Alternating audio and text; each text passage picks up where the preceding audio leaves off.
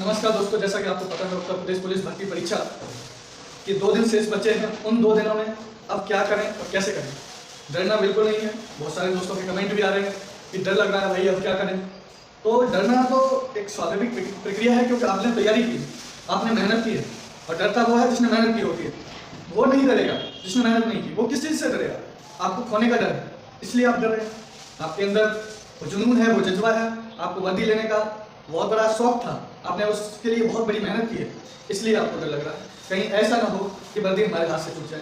डर उनको नहीं लगेगा जिन्होंने वर्दी के लिए सोचा ही नहीं, बस फॉर्म डाल दिया कि गांव वाले पड़ोसी रिश्तेदार कहेंगे हाँ बच्चे ने पुलिस का फॉर्म डाला है, पुलिस की तैयारी कर रहा है। जैसा कि आपको लग भी रहा होगा भीड़ देखकर कि बहुत सारी भीड़ है, इस भीड़ में आप अपने आप को कैसे सबके सामने रिप्रेजेंट कर रहे हैं वो आप पे डिपेंड करता है।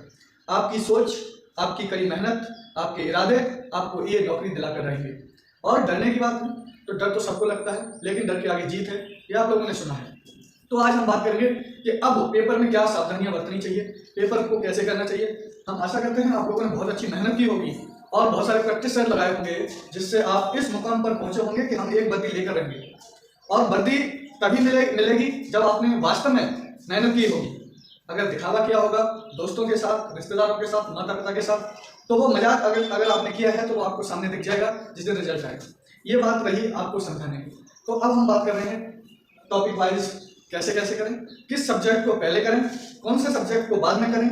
ये गलतियां बिल्कुल ना करें ताकि हम इस बार अगर चूके तो बार बार चूके। ये जैसा कि आपको पता है उत्तर प्रदेश पुलिस भर्ती में लगभग 48 लाख फॉर्म पड़े हैं। कितने? वैसे 48,17,000 इतना फॉर्म भर्ती बोर्ड द्वारा बताया गया है, प्लस फॉर्म है। और ज्यादातर परीक्षा देने का अनुमान भी लगभग 33 लाख प्लस रहेगा। 35 लाख प्लस रहेगा आपका पेपर देने वालों की संख्या लगभग। अब इतनी बड़ी भीड़ में केवल पास लगभग 1.5 गुना होंगे। कितने? 1.5 गुना। और 60,000 का हम 1.5 गुना करेंगे तो लगभग 90,000 ही आता है। नहीं, 1.5 का 60,000 से गुना करेंगे तो देख लो कितना आएगा, 90,000। मतलब 90,000 बच्चे पास किए जाएंगे ऐसा अनुमान है। लेकिन आपको डिपेंड करेगा भर्ती बोर्ड पर कितना बच्चे बुलाता है। जो पिछली भर्तियां हुई हैं उनमें तो लगभग 1.5 गुना बच्चे बुलाए गए थे। इस भर्ती में देखते हैं क्या होता है। अब हम बात करेंगे कि इन 48 लाख की भीड़ में हमें अपने आप को कैसे दिखाना है और 60,244 के बीच में हमें अपने आप को कैसे रिप्रेजेंट करना है। तो सबसे बड़ी बात मैंने आप लोगों को पहले भी सलाह दी है और ये बताया मैंने, OMR सीट है, ठीक है। और ये सीट जिसने ज़्यादा से ज़्यादा लगाई होगी तो समझो जिसने ये पेज जितने भरे होंगे समझो नंबर उतने ही आएंगे। आप देख भी रहे हैं जैसा कि पहले की परीक्षाओं में हमने भी मेहनत की थी और इतने सारे प्रैक्टिस सेट लगाए थे जैसा कि आप देख रहे हैं। अब इस चीज़ में देखिए आप इन प्रैक्टिस सेट में गलती क्या करते हैं, कौन से सब्जेक्ट को बाद में लिखते हैं, कौन से सब्जेक्ट को पहले करते हैं। तो कुछ लोग मैथ को बहुत ज़्यादा वरीयता देते हैं क्योंकि मैथ के धुरंधर माने जाते हैं और मैथ में लग जाते हैं पहले से। तो उनके साथ क्या होता है कि 2-4 क्वेश्चन ऐसे फंस गए जो टाइम कंज्यूमिंग कर रहे हैं, वो उनको छोड़ नहीं रहे हैं। वो अपनी आपको धुरंधर समझते हुए उन प्रश्नों पे लगे हुए हैं, बाकी समय को ध्यान में नहीं दे रहे हैं। मैथ बहुत पहले कर रहे हैं, उसके बाद रीजनिंग कर रहे हैं, फिर हिंदी कर रहे हैं, फिर जीएस कर रहे हैं, जीएस बाद में करेंगे। लेकिन ऐसा आप बिल्कुल ना करें। सबसे पहले कोशिश करें जो समय कम कंज्यूम कर रहे हैं। मान लो हिंदी आपके 37 क्वेश्चन है, बहुत ज़्यादा अगर टाइम लोगे, बहुत ज़्यादा टाइम लोगे तो 10 से 11 मिनट आप हिंदी को खत्म कर सकते हो। अगर आप बहुत से ज़्यादा टाइम लोगे तो हिंदी को आप 10 से 12 मिनट में खत्म कर सकते हो, ठीक है।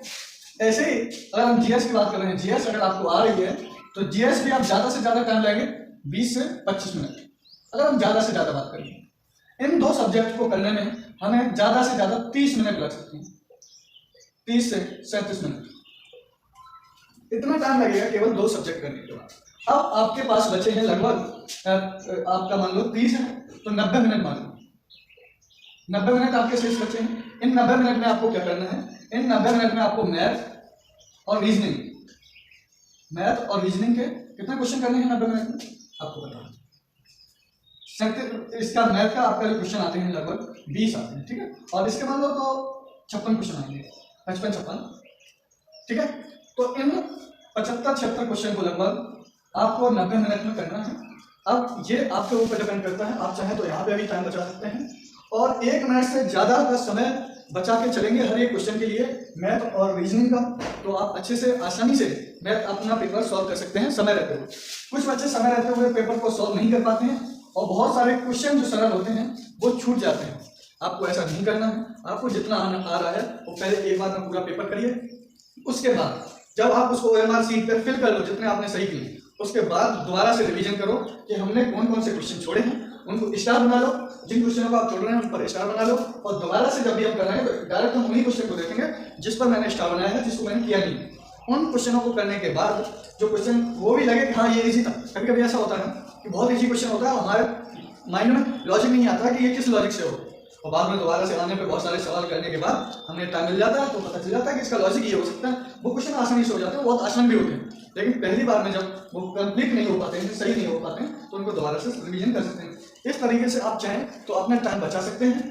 मैं सबके लिए बात नहीं कर रहा हूँ, जो अच्छे बच्चे हैं जो वास्तव में सिलेक्शन लेना चाह रहे हैं वो अपना इस क्रम में पेपर सॉल्व करेंगे तो उनका पेपर को कोई रोक नहीं सकता। पहले हिंदी, उसके बाद GS, उसके बाद मैथ, उसके बाद रीजनिंग। ये क्वेश्चन इस सीरीज में करेंगे तो आपको कोई नहीं रोक सकता है सिलेक्शन होने से और पेपर को अच्छा करने से। अब क्या होगा, इसमें जो क्वेश्चन बच गए, जैसे मतलब हिंदी में कुछ क्वेश्चन बच गए पहली बार में, GS में बच गए, मैथ में बच गए, और वैसे रीजनिंग में जो क्वेश्चन बच गए उनको हम दोबारा से करेंगे। दोबारा से हम कोशिश करेंगे कि रीजनिंग पहले करें, फिर मैथ करें, उसके बाद GS करें, उसके बाद हिंदी करें। क्योंकि हिंदी के जो क्वेश्चन है वो ज़्यादातर कोशिश यही रहेगी कि आप एक बार में सही कर लेंगे, अगर दोबारा उसकी ज़रूरत पड़ रही है तो शायद ही ऐसा होगा कि वो क्वेश्चन बहुत ज़्यादा टफ हो जिस कारण आप नहीं कर पा रहे थे। इसलिए जैसे ही पहली बार में इस तरीके से करें, दूसरी बार में जब रिवीजन के तौर पर देखें पूरे पेपर को तो इस क्रम में देखें तो आपके लिए बहुत बेहतर रहेगा। धन्यवाद।